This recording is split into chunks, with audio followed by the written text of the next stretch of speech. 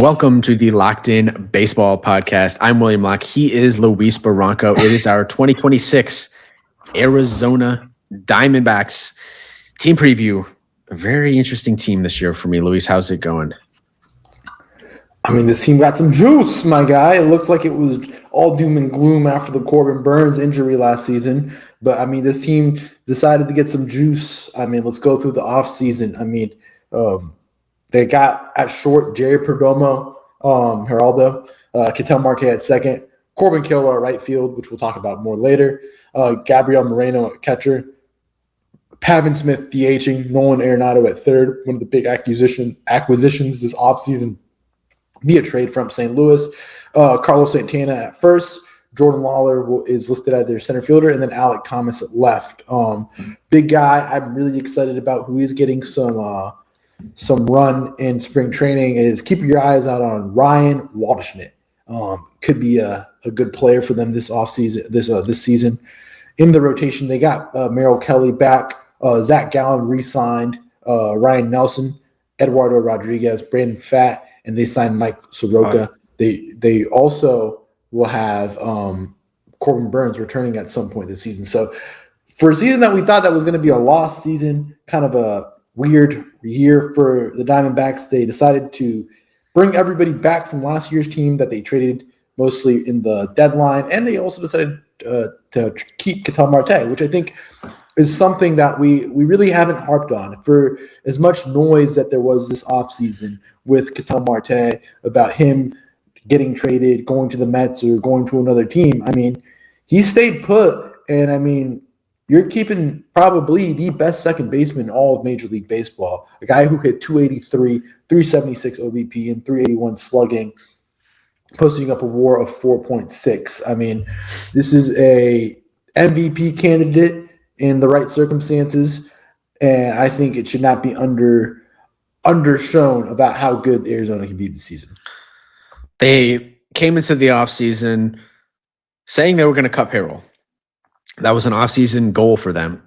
And according to Fangraphs, they have increased payroll. $188 million last year, $195 million projected this season. They made the Arenado trade and basically made St. Louis pay all of that deal, which was, I thought, a coup for them. They owe like $5 million, I think, for him this year and $6 million for him next year. So it's a buy low deal on Arenado, who definitely really struggled at the plate last year. Don't get me wrong, but the bat is still there. I think back to that 2023 team, they had Evan Longoria. People forget they had Evan Longoria as a leader in that clubhouse for that 23 team that helped that team get to the World Series as a leadership figure. I think we're going to be looking at Arenado playing a very similar role for this year's Diamondbacks team. So I like that acquisition. You said Corbin Burnes. He'll be back at some point this season. He actually does have an opt-out after this year on his contract, I believe, but I feel good about him. Zach Gallen, kind of an approve-it year for him.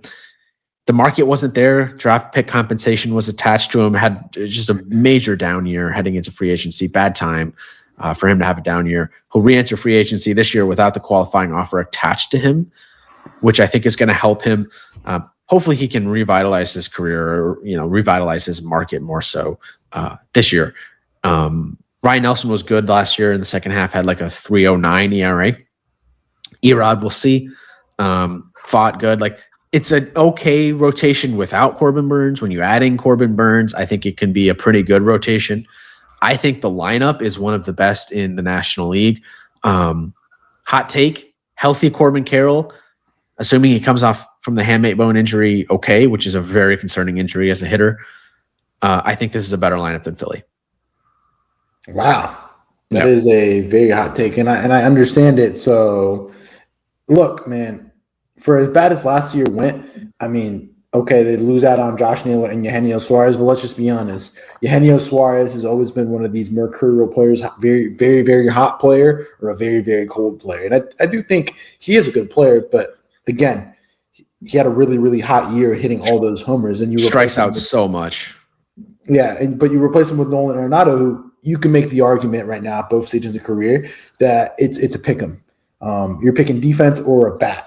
And I mean, if Nolan gets the bat back to how it was a little bit pre-regression years, I would take it. I don't think it's terrible. And then Josh Naylor is your only real big loss in comparison. But the team still won 80 games after they traded him. And it was a bad, like last year was the year from hell. They had so many injuries. Burnes, exactly. Puk, Martinez in the pen. Like they had so many injuries and they still won 80 games. I think a lot of that, it speaks to just how good Marte, Carroll, and Perdomo are. I mean, Perdomo is a top 5 shortstop easily. Marte is the best second baseman, no question. And Corbin Carroll is a top 5 right fielder. 3 elite players like that core. They're all, Carroll is 25, Perdomo is 26, and Marte is the older one, but he's still on a super team friendly deal. That isn't, I put those 3 up there with like what the Mets have. And like even the Dodgers, that's a hot take, but those 3 I put up with a lot of top 3 hitters in any team in baseball. Like they're that good in my opinion. You also have to keep in mind that, they played some good baseball after the All-Star break and after July 31st. They went 17-12 in August and 12-12 in September. So this is also post Naylor and Suarez. So I kind of think you could see them get better. Pitching is going to get better. Keep it because now they have Merrill Kelly. Zach Gallen can't be that bad. He can't be that much worse for his standards. It's worse, and you're going to get Corbin back. So I do feel there's some sort of an upside now. The problem is when you talk about upside, you do have to keep in mind they are in the National League. And the National League is a meat grinder with teams like the Mets. You also have the Dodgers, the Giants, the Padres, all really good teams that will be in contention. And I think the biggest thing is with this team is that the health and how much better are they going to get from last season? Sort of not in the eight, not trying to compare them in like the A's, but like, okay, they were this bad last year. What is the middle? That's what I'm trying to say. Like, yeah, optimally, they're the second best team in this division, but what is like the middle ground on this team? Probably around 80 wins. Again, the win total is 79.5 for the Diamondbacks this season. But that was the season from hell. They won 80 games. That's what I'm saying. Yeah. And I feel like they're they're more well suited to play in the role of no expectations. Think of 2023, no expectations for them heading into the season, really make the World Series. Then 24, all of a sudden they're coming off winning the National League. There's so much expectation on them and they miss the playoffs. Last season, those expectations are still there because they brought in Corbin Burnes, had a big offseason. Injuries just kind of derailed the season and they missed the playoffs again. Now with Arizona, the big story from camp with them is, of course, Corbin Carroll's injury. So there's no juice with the Diamondbacks heading into the season, in my opinion. And I feel like that's kind of exactly where they want to be. And I think the rotation, while without Burnes, like I said, they might not have like a star pitcher. It's still deep. And then you add Burnes back, who, yes, of course, he's going to be coming back from Tommy John. So you don't know what you're going to get from him, but he's still one of the better arms in the league, even coming off Tommy John, in my opinion. So I view them as a sleeper team in the National League. And I think they're in the spot that they want to be this season.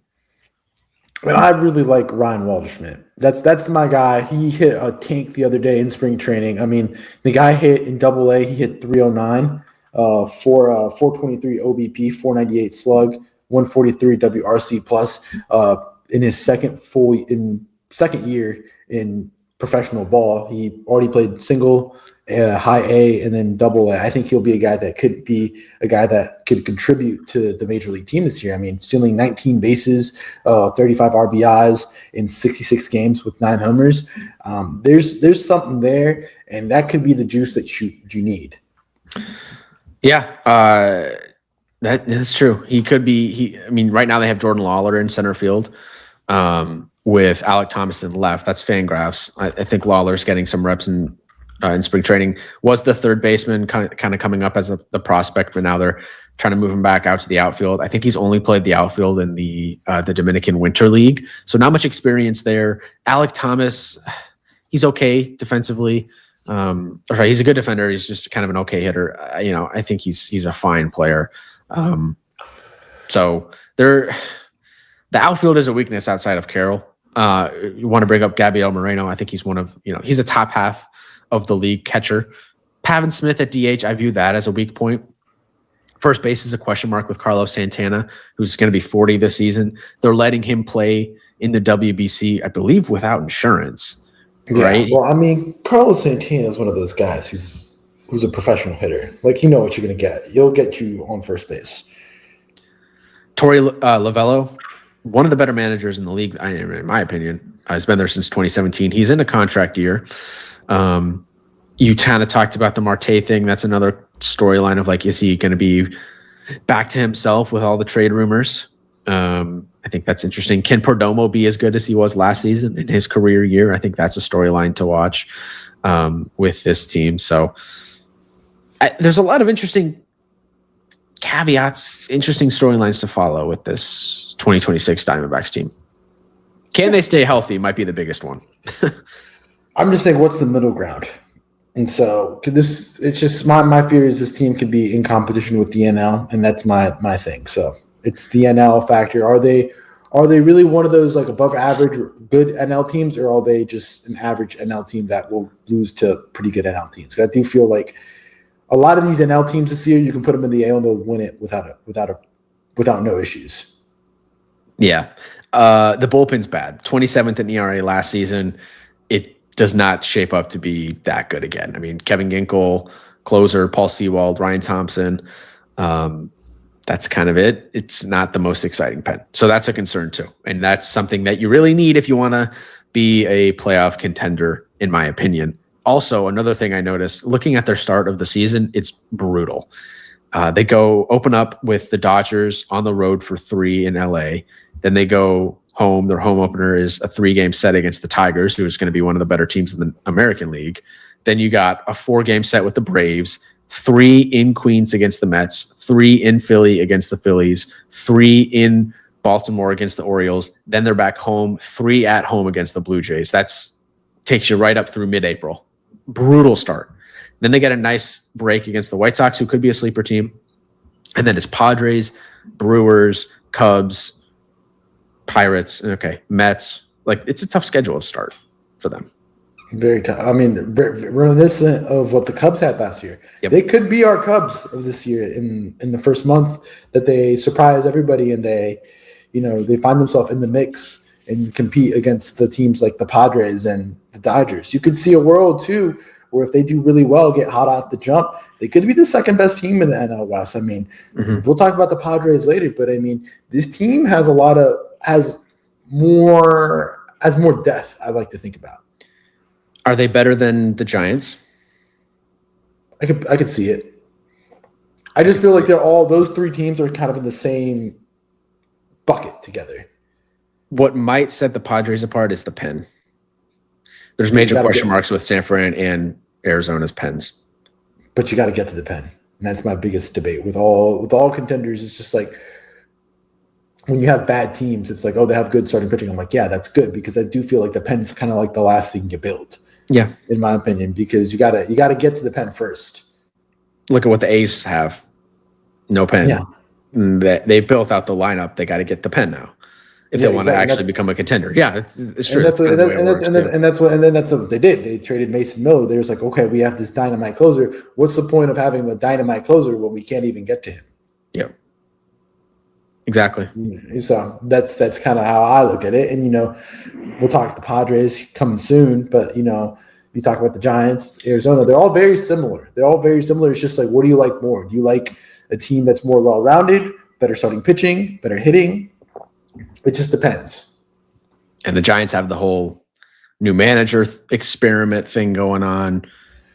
The rotation, some question marks with the depth there. So I definitely could see the Diamondbacks finishing second in the division. So we'll see.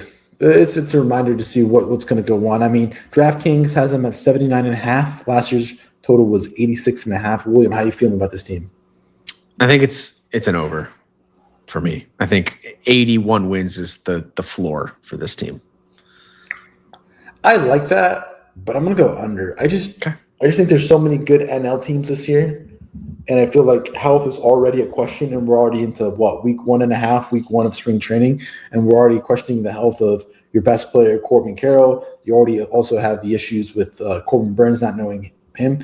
I think with this team, their goal is to just keep the boat afloat while these injuries happen.